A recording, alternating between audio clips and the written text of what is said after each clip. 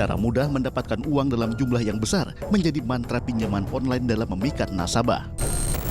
Polemik urusan utang pinjaman online juga dialami mahasiswa baru Universitas Islam Negeri Raden Mas Said, Surakarta.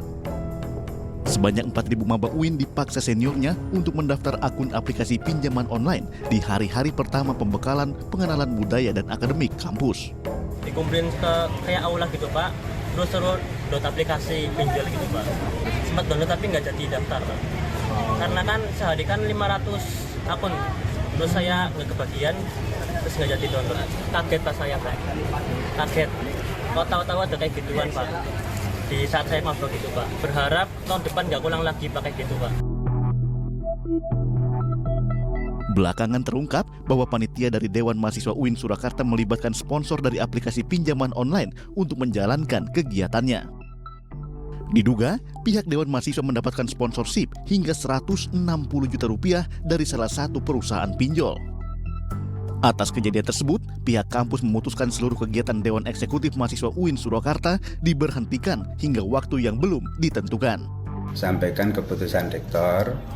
Keputusan rektor itu salah satunya memberhentikan untuk sementara seluruh kegiatan DEMA.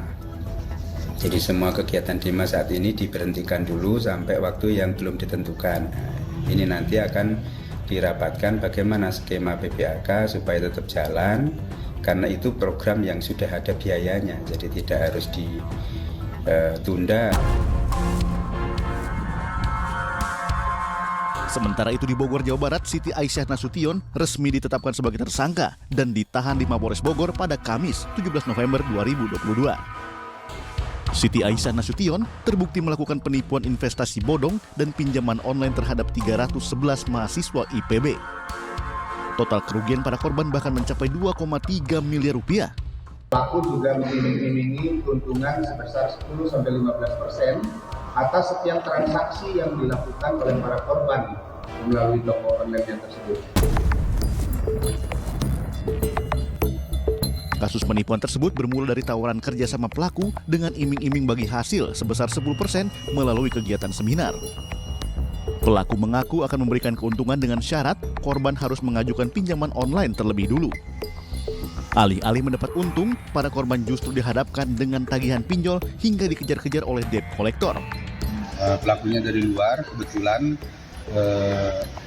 ada mahasiswa yang kenal, kemudian pelaku tersebut secara masif mengiming-imingi, mengajak berbisnis dan lain-lain kepada mahasiswa-mahasiswa yang dikenal sama si pelaku.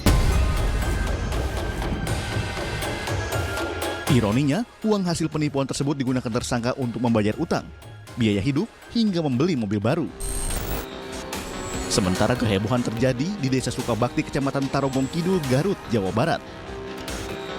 Ratusan warga Sukabakti mendadak punya utang dan diklaim sebagai debitur PT Permodalan Nasional Madani Mekar. Kasus utang sekampung tersebut bermula saat seorang warga ditagih utang oleh petugas. Padahal warga tersebut merasa tidak pernah meminjam uang dari PNM.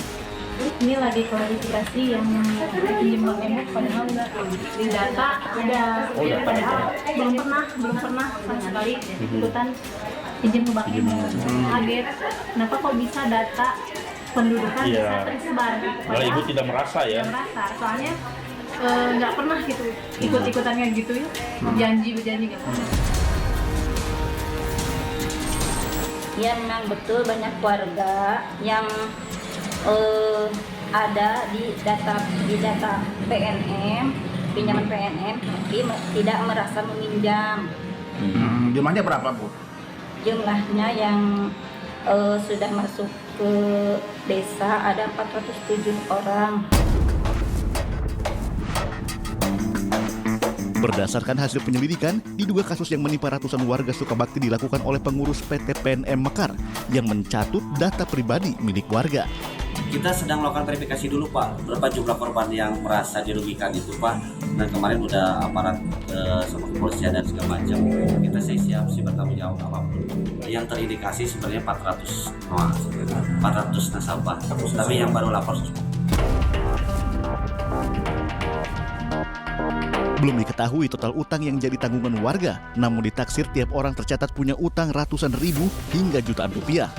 Ini juga dari PNM juga masih dihitung untuk kerugiannya berapa dan siapa-siapa yang memang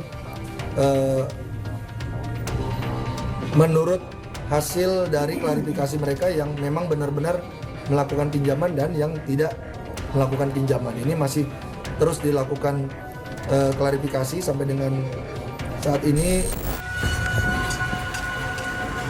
Berbagai faktor jadi penyebab seorang terjerat utang pinjol. Lantas bagaimanakah cara membebaskan diri dari jerat pinjol dan debt collector? Sesaat lagi hanya di iNews File.